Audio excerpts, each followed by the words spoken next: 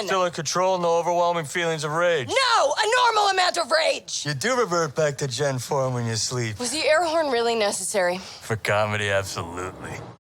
Hey, my name is Joss Corvus. I like to write and tell stories. I love to learn about storytelling. And I do that by breaking down the stories other people have made. As ever, we're only looking at stories from the perspective of learning. We're not trying to break down stories to put them down. We're just here for the insight. Thoughts are all my own. I am interested to hear yours. So, She-Hulk, episodes 1 and 2, 2022. The story premise. Jennifer Walters is determined to make her way as a lawyer. When she gains Hulk powers after an accident, Jennifer sets about proving her life and career as a lawyer will not change. After defending a jury as She-Hulk, Jennifer is widely acclaimed in the media, but loses her job. The only job Jennifer can get is one demanding she works as a She-Hulk persona. Is She-Hulk any good? There is going to be an audience for She-Hulk. There's always an audience. The lack of any sense for drama, combined with a narrative aimed at a very specific audience, means the appeal will likely be very narrow. There is a positive. Tatiana Maslany's charisma shines through a very shallow characterization, and also she shines through the Green Hulk effects. She does a lot of heavy lifting in this 2 episodes I saw. Another positive. The fourth wall breaking worked really well when delivered by Jennifer as Jennifer. I didn't think it worked quite so well delivered as She-Hulk. I didn't know whether that was the animation. It seemed when the real Jennifer was looking at the camera, you knew that she was talking to you, but when She-Hulk was looking at the camera, unless it was the sideways shot that she did with Bruce Banner, you didn't really know that she was looking at you. There are negatives, but we're not going to get into those right now. It'll become obvious as we do the story breakdown what those negatives are. So the setup of a story would usually establish time and world and characters. After a brief opening monologue, establishing the characters and Jennifer's propensity to break the fourth wall, we are transported directly to her origin story. We get world building, but it won't be until episode 2. The origin sequence should be a key foundation for us not only understand who Jennifer Walters is, but also to relate to her Hulk abilities.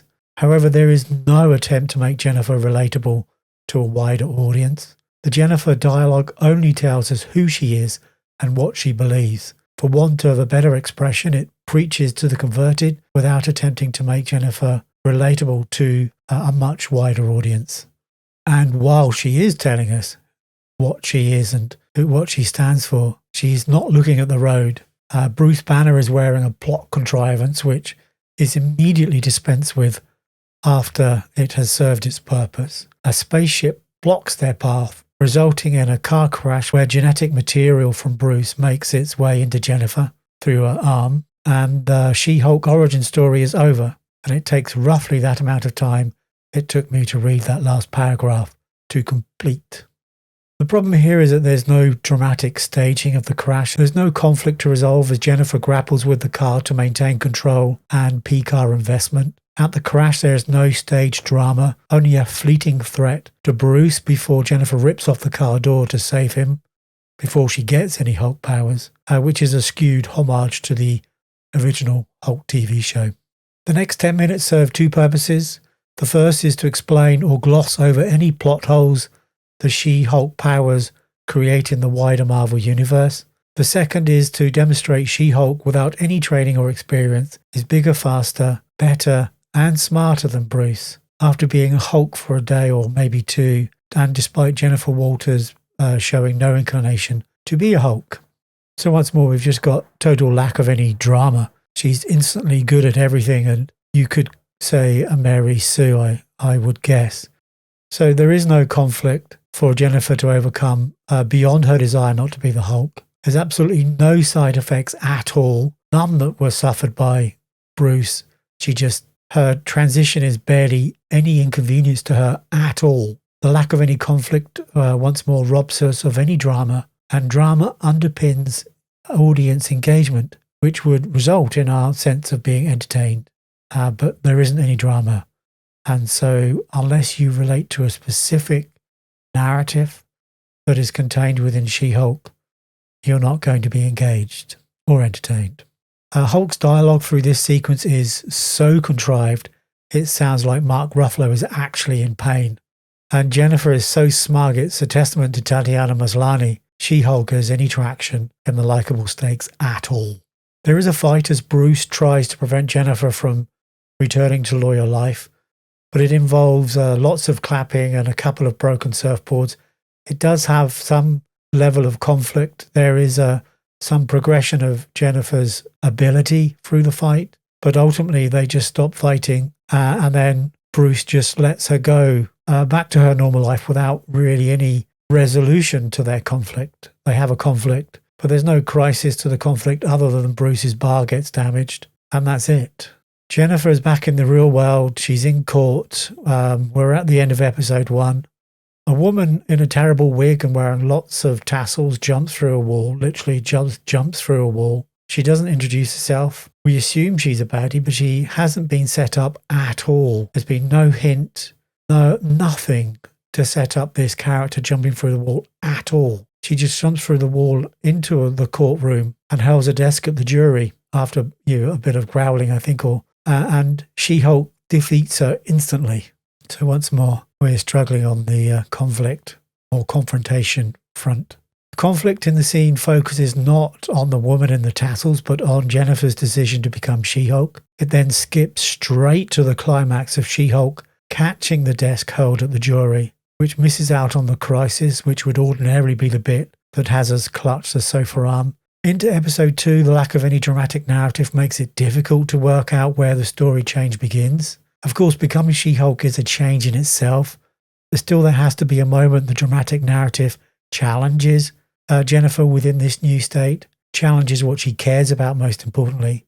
So far we know Jennifer cares about her job, her career, and her paralegal, which is her assistant, I think. She has a family, although they exist without really sensing any kind of bond, or they exist but she doesn't seem to spark off them. So I guess the change is Jennifer fired by her boss in a bar, then hired by another boss in another bar a few days later. That's movie magic for you. So Jennifer does visit her parents for a meal, but it doesn't inform us of Jennifer's character. It doesn't inform us of a wider plot motivation or internal drive that I saw. It just happened. There was a guy there that acted like a dick. So I guess that informed the thematic narrative, or one of them. The inciting incident is when the character embraces the changed state of affairs.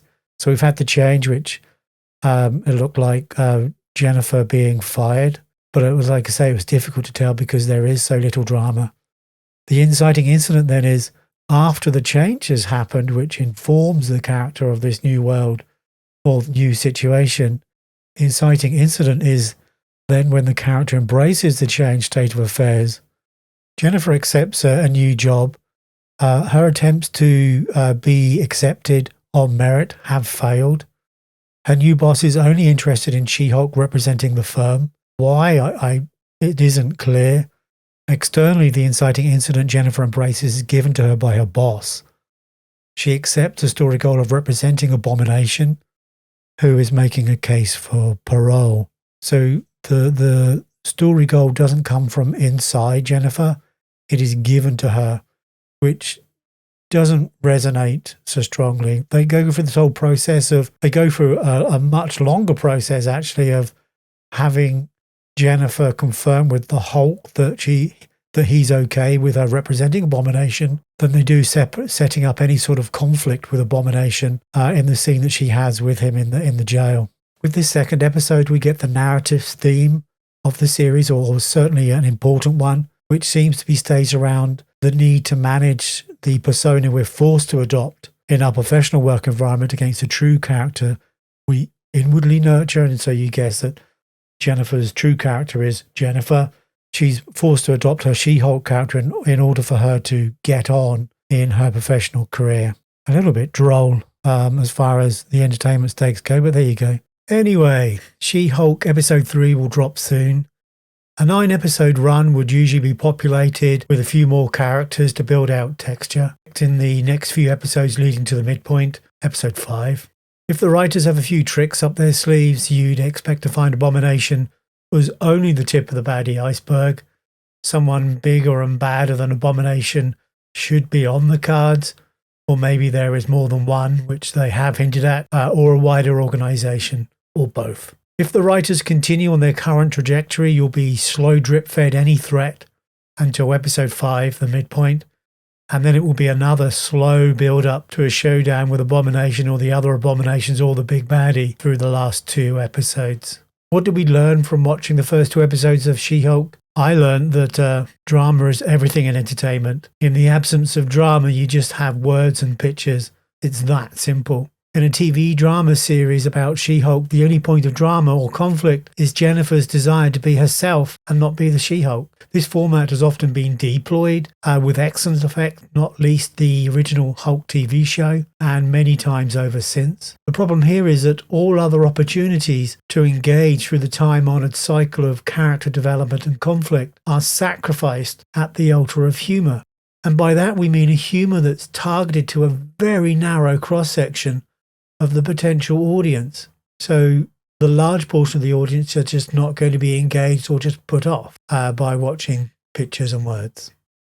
I hope you found that informative. Let me know if you have any questions or want to discuss any point that I've raised here. If you could, I'd appreciate a like. It's the only way YouTube will ever know I'm here. I appreciate you taking the time to watch. Thank you. Bye-bye.